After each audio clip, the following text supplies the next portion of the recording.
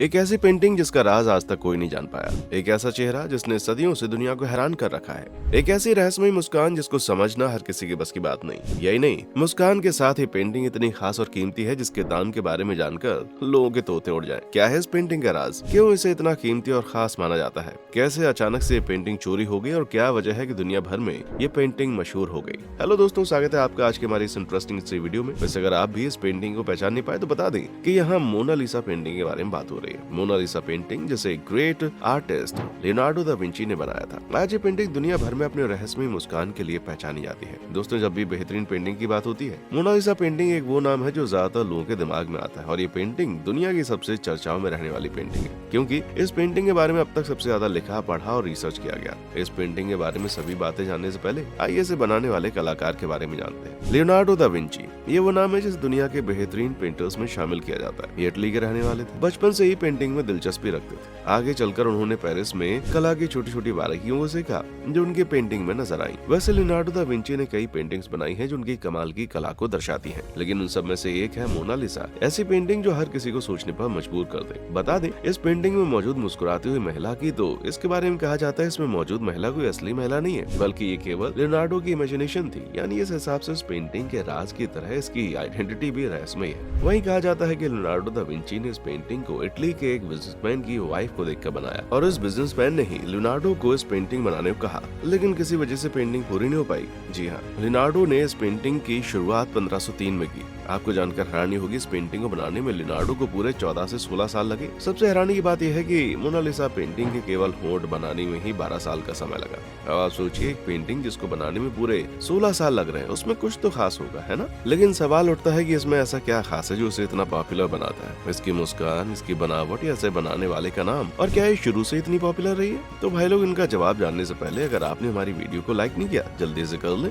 और पेज को फॉलो करें। दरअसल दोस्तों, मोनालिसा पेंटिंग शुरू से इतनी फेमस नहीं थी। इसके पॉपुलर होने की पीछे ये कहानी है और इंटरेस्टिंग है। वो ये कि पेंटिंग एक बार चोरी होने की वजह से पॉपुलर हुई। यहाँ तक कि जब ये पेंटिंग चोरी हुई तो ज्यादातर लोगों को इस पेंटिंग के बारे में पता ही नहीं था, लेकिन चोरी की घटना ने इस पेंटिंग को दुनिया भर में मशहूर कर दिया। ये बात है साल 1911 की। महीना था अगस्त का। पेरिस, जो कि फ्रांस की राजधानी है, वहाँ एक लूव्र नाम का फेमस म्यूजियम है। ये म्यूजियम दुनिया के सबसे बड़े म्यूजियम में से एक है। पता है, ज्यादातर हॉलीवुड फिल्मों में अपनी कीमती और खास पेंटिंग आपने देखी होंगी, वो लूव्र में ही है। और दुनिया की सबसे रहस्यमयी पेंटिंग यानी मोनालिसा पेंटिंग भी यहीं मौजूद है। बताया जाता है उस सुबह म्यूजियम में एक फेमस पेंटर आने वाले थे जो मोनालिसा पेंटिंग की कॉपी बनाने वाले थे, लेकिन उनके आने के बाद का नजारा बदल गया। असल में जब मोनालिसा की पेंटिंग के पास उन्हें ले जाया गया, तब क्या देखा गया? वहाँ पेंटिंग की जगह पर उसके पीछे लगी 4 कीलें नजर आ रही है। इस पेंटिंग के न होने पर पूछताछ हुई। गार्ड से पूछा गया तो हैरान था, क्योंकि उन्होंने भी इस पेंटिंग पर ध्यान नहीं दिया। लाजमी है, आगरा में रहने वाले रोज ताजमहल थोड़ी देखेंगे। जिसके बाद काफी समय तक देखने के बाद पक्का हो गया कि पेंटिंग को चुरा लिया गया। लेकिन इतने बड़े नामी म्यूजियम से पेंटिंग चोरी हो जाना बहुत बड़ी बात थी। हर जगह हड़कंप मच गया।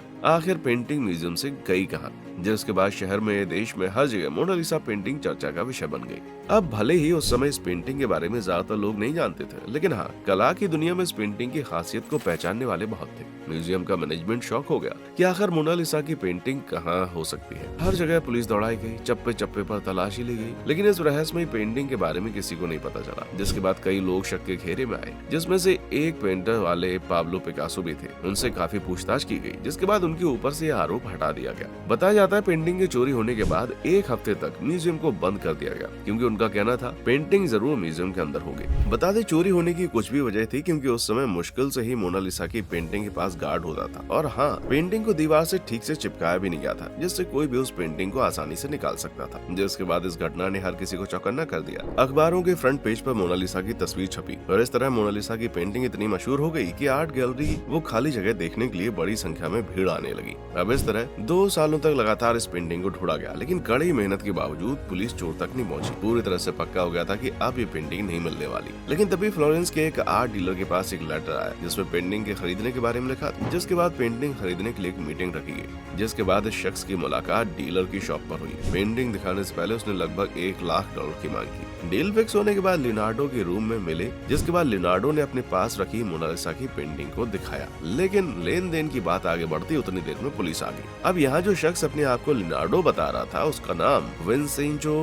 पेरुगिया था। असल में विंसेंजो म्यूजियम में ही काम करने वाला व्यक्ति था। पूछताछ के बाद सच सामने आया। विंसेंजो मोनालिसा की पेंटिंग के लिए कांच का फ्रेम बना रहा था। एक दिन काम खत्म करने के बाद वो वहाँ से नहीं गया, बल्कि आर्ट गैलरी में जाकर अलमारी में छिप गया। रात में वहीं रुकने के बाद उसने सुबह होते ही मोनालिसा की पेंटिंग को अपने कोट के अंदर मोड़कर छिपा लिया और वहाँ से चुपचाप निकल गया। इसके बाद वो इस पेंटिंग को लेकर इटली आया और 2 सालों तक इसे अपने पास रखा। उसने सोचा कि सब कुछ शांत हो गया है, इसलिए उसने जैसे ही पेंटिंग को बेचने का सोचा वैसे ही वो पकड़ा गया। अब इस चोरी से पेंटिंग तो दुनिया भर में मशहूर हो गई, साथ में वो शख्स भी इटली का हीरो बन गया। वो इटली में एक देशभक्त का एग्जाम्पल बन गया। पेंटिंग मिलने के बाद उसे पूरी इटली में दिखाया गया, लेकिन बाद में इटली की सरकार ने फैसला किया कि मोनालिसा की पेंटिंग को फ्रांस में वापस दे देना चाहिए, क्योंकि फ्रांस के किंग लियोनार्डो दा विंची से इस पेंटिंग को खरीद चुके थे। लेकिन हैरानी वाली बात यह है कि दुनिया की सबसे मशहूर, कीमती और खास कही जाने वाली पेंटिंग मोनालिसा को लियोनार्डो अपनी अंतिम सांस तक पूरा नहीं कर पाए। जी हाँ, ये अधूरी थी, लेकिन भाई लोग इसकी खासियत के तो क्या ही कहने। एक समय पर फ्रांस किंग तक ने इस पेंटिंग को अपने बेडरूम में लगाया था।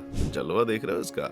दोस्तों, आज ये पेंटिंग दुनिया भर में इतनी मशहूर है कि इसे देखने के लिए दुनिया भर से लोग आते हैं। इसके बारे में कहा जाता है मोनालिसा की ये पेंटिंग बहुत ही रहस्यमयी है। इस पेंटिंग की सबसे बड़ी खासियत इसकी मुस्कान बताई जाती है। जी हाँ, इसकी मुस्कान पर कई रिसर्च की गई। मोनालिसा पेंटिंग में बने फेस की मुस्कान हर कोने से आपको अलग नजर आएगी। जैसे पहले काफी ज्यादा दिखाई देगी, फिर धीरे धीरे फीकी पड़ेगी और लास्ट में इसकी मुस्कुराहट पूरी तरह खत्म हो जाएगी। बताया जाता है इस पेंटिंग को 30 से ज्यादा लेयर के साथ बनाया गया। यहाँ तक कि इस पेंटिंग में लकड़ी के कोयले का यूज किया गया। हालांकि इस पेंटिंग के बारे में आलोचना की जाती है। कहा जाता है ये पेंटिंग तो केवल न्यूज रिपोर्टर्स के आने से फेमस होगी, वरना इससे अच्छी पेंटिंग दुनिया मौजूद। वेल, आपको क्या लगता है, क्या सच में इस पेंटिंग के मुस्कान में कुछ छिपा है? कमेंट सेक्शन में आकर बताएं। वीडियो को लाइक, शेयर और चैनल को सब्सक्राइब करें। देखने के लिए शुक्रिया।